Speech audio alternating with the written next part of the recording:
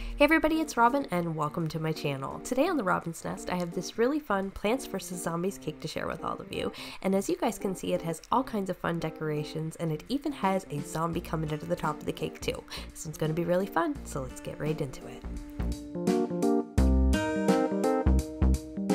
For today's cake, I've whipped up 3 layers of my favorite vanilla cake recipe, and we're just going to begin by leveling these out so I can start stacking and filling. And we're going to be assembling this cake onto a 10-inch cake board, which I've doubled up for extra sturdiness, using a little bit of 2-sided tape. And then to fill my layers, we're just going to be using some simple green vanilla American buttercream, and you guys can find a link to the recipe in the description box below. Okay, so now that we have our layers stacked and filled, it's time to apply our crumb coat. So I'm using a piping bag just to make this job a little bit easier and a little less messy.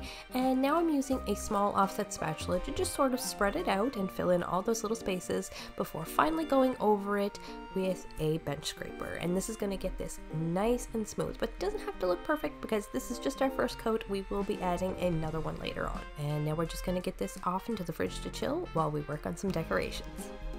So to kick things off, I thought we would start with our sunflowers because these guys are adorable. So we're just going to begin by rolling out a piece of yellow fondant, and I'm going to use my stencil to mark off the shape of my pattern, and then I'm going to use my X-Acto knife to cut it out. And now I'm just going to take my Dresden veining tool and we're going to define those petals a little better before moving on to the center of our flower. So for this part, we're just going to roll out a piece of brown, mark that pattern off, cut it out, and stick that into place. And you can use a tiny dab of water if you need some help to make it stick. And now we're just going to take some black and finish off the top part of the flower by giving him a cute little face.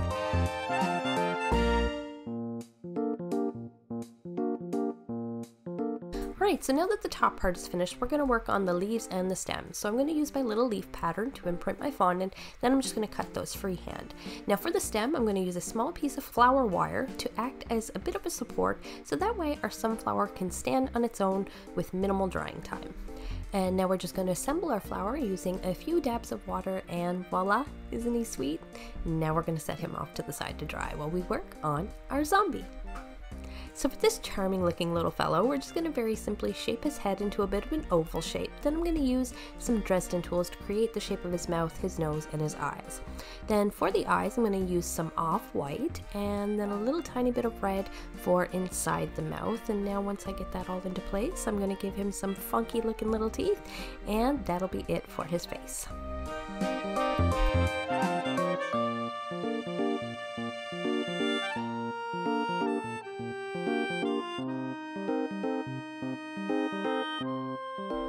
And voila, there he is. Alright, now that we have his head finished, we're going to work on his body. And this is just going to be the upper portion of his torso with only one arm sticking out of the ground. And now we're going to take a little bit more of that green and cut out a hand. And now we're just going to carefully stick that into place. Add a little bit of dirt around the body. And I'm going to use my Dresden tool to give it some texture. And then we're going to attach it together using a toothpick. And I think that looks pretty great. Alright, next up we are going to make the cute little hot pepper they call jalapeno, and I love this little guy. He's so cute. They give him the craziest looking little face. Definitely the face I would have eating a hot pepper, and I don't know if you guys can relate, but I definitely love spicy food. Definitely made this face a time or two.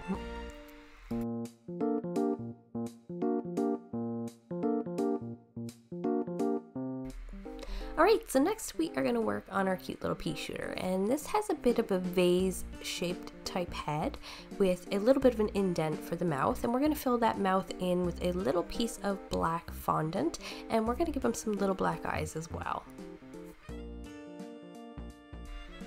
So now I'm going to go ahead and create the leaves and the stems using the same process as I did before, except this time we're going to use a toothpick to make it a little bit sturdier, but we're still going to use tiny dabs of water to attach it all together, and there you have it.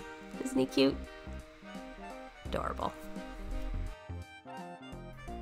Alright, we still have one more topper left after this, but this is our final character, and this one is going to be the cute little sun shroom. So I'm just using a little bit of off-white for the base of the mushroom, a little bit of a light brown for the top, and then we're going to use some dark brown to create all the little speckles on the top.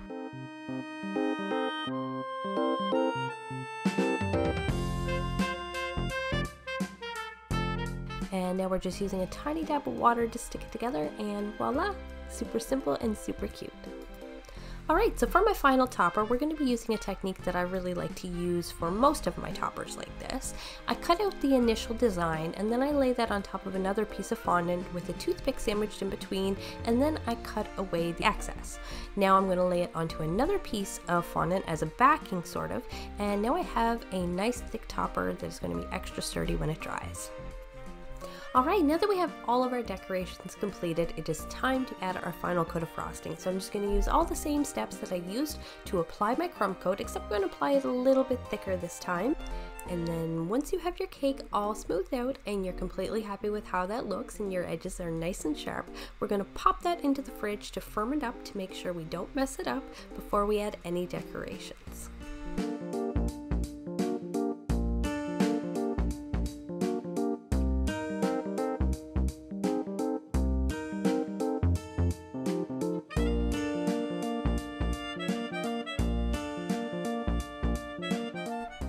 Now while we're waiting for our cake to chill, I have one final decoration I would like to make, and this is going to really tie it all together, I think.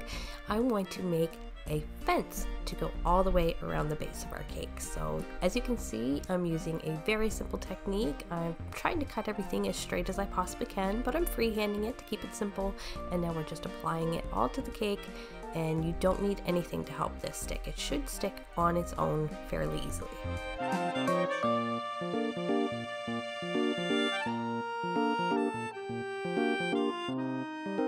Now once we have our entire fence stuck in place, we can begin adding all of our decorations. And as you guys can see, I've also made a nameplate using a very similar technique as I used to create our number 5 cake topper.